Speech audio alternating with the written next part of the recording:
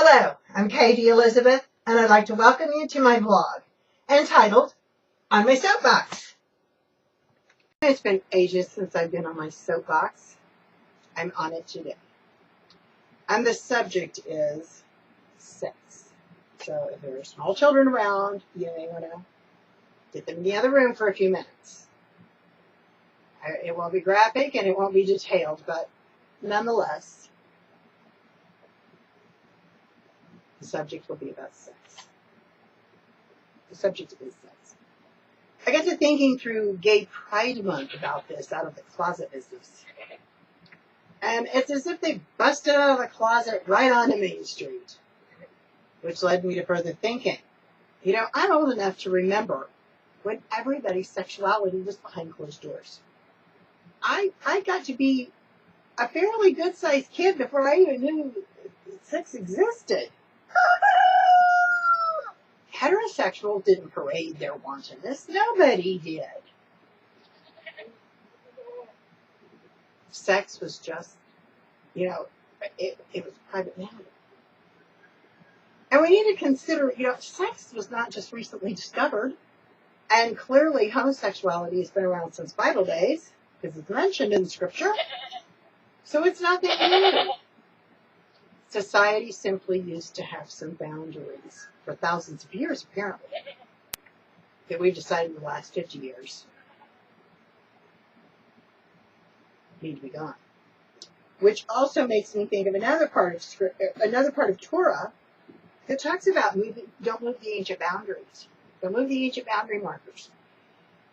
And as I watch our society, I'm thinking, that reference to not moving the ancient boundaries may be about so much more than just fences.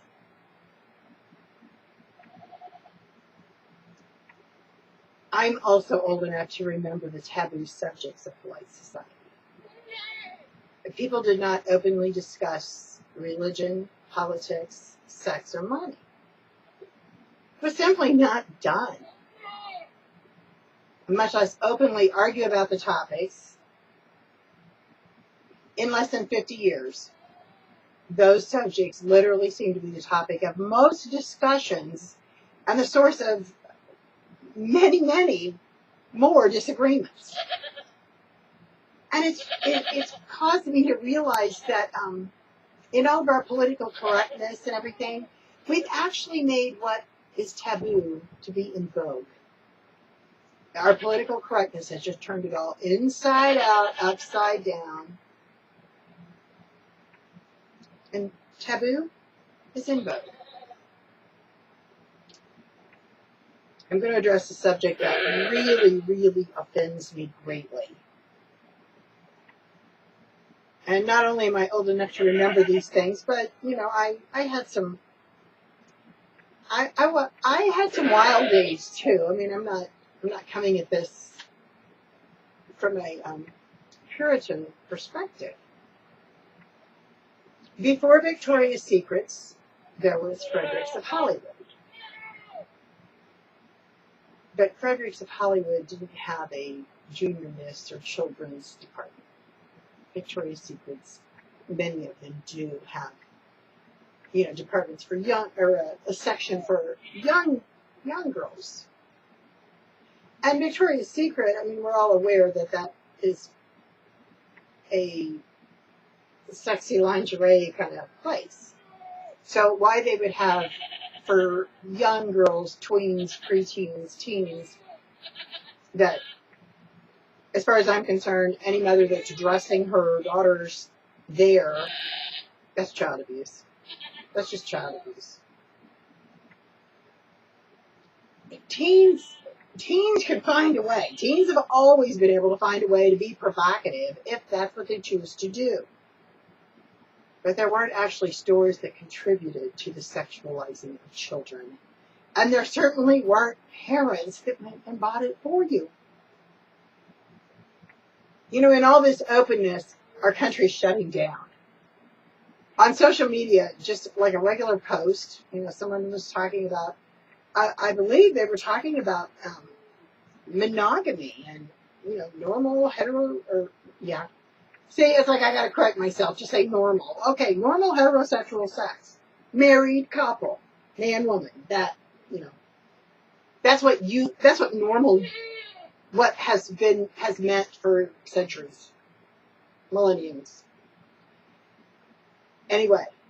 But in this conversation, there was this link added, and I call it Christian kink. I don't know. But it was for married couples that, understand the bonds of matrimony and everything.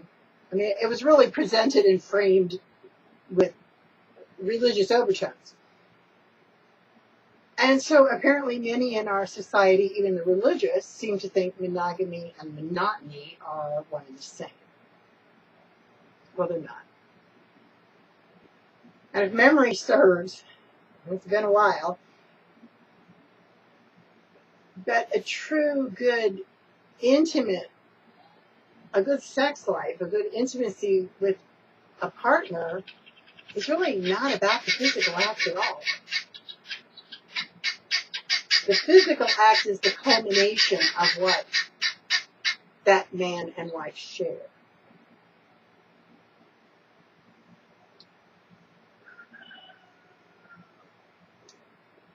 I have a remedy for everyone's sexual boredom, sexual hang-ups, sexual preferences, and open sexuality in general. Here it is.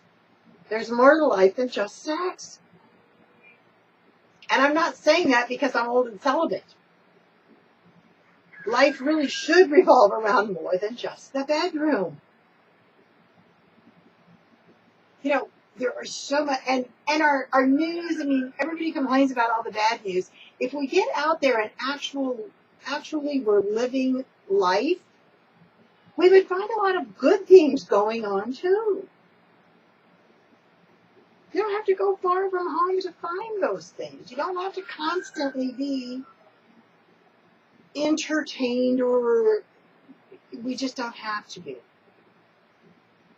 There's a lot of life to experience. There are contributions to be made and accomplishments to achieve. And have you ever noticed people who are satisfied with their lives don't have to openly discuss what they're unhappy about or what goes on behind closed doors, even good things. They don't. It's like people who are happy with their life protect their privacy and share goodness openly. That's another thing of a married couple. Their intimacy, their private relationship, they want to protect it. It isn't everybody's business. But people who are dissatisfied are the ones who tend to have it on Main Street. Or at least out in the open discussion. Sexuality has invaded our society far beyond the bedroom by those who are dissatisfied with life and who deep down disdain their lifestyle. I'm glad you joined me for this episode on My Soapbox. This is KD Elizabeth, and I approve this message.